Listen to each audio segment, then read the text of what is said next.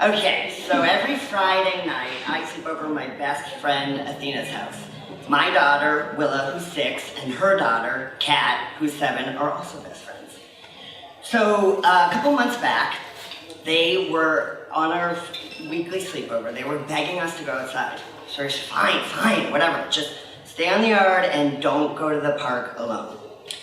Cool. They go outside and we had a friend over and we're just chatting the night away, and it was so great to not have them in our hair, proverbially, you know.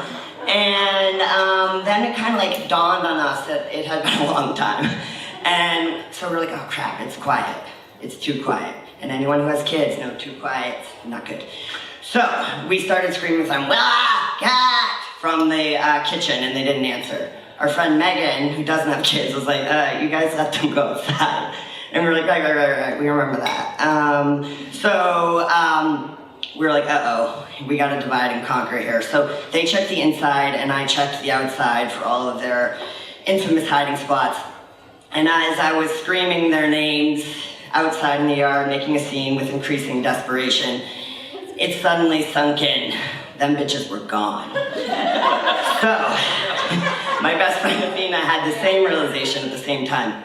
And she came out, she got our keys, we told Megan to stay with our sons, and we hopped in the car with our cigarettes, fleeting hope, and fleeting dignity.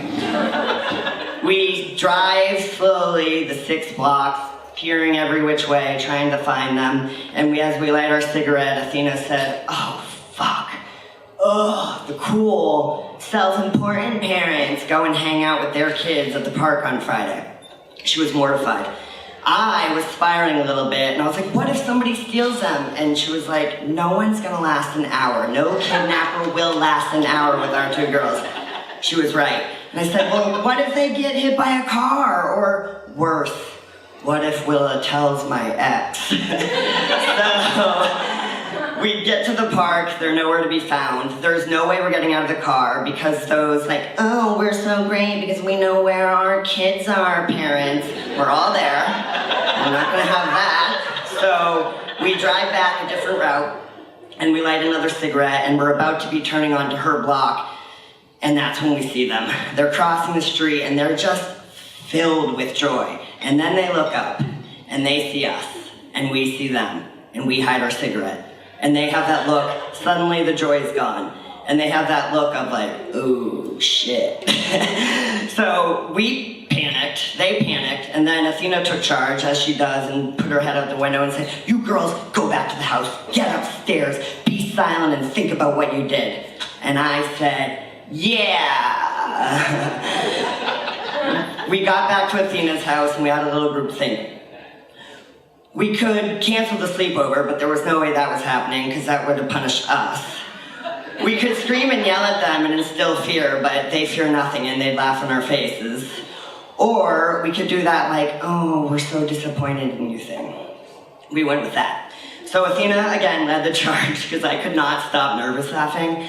And she did the whole thing and it was great. The girls respected us for an entire evening. This is groundbreaking territory we're in. So for added measure, and I was like, the boys get all the candy and you get none, because if you stay petty, you don't gotta get petty. We put their asses in bed early, and as they're going to bed, we reminded them, now, we're disappointed, you know, but we said our exes might be really upset, so it's okay, you don't need to tell them, this stays between us, we don't want you to get in trouble.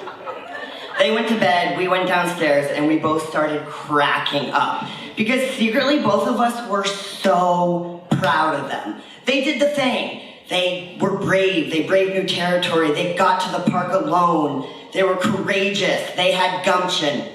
And while this situation, like many others have, reminded us that their teenage years are gonna be absolute hell, it also gave this great feeling.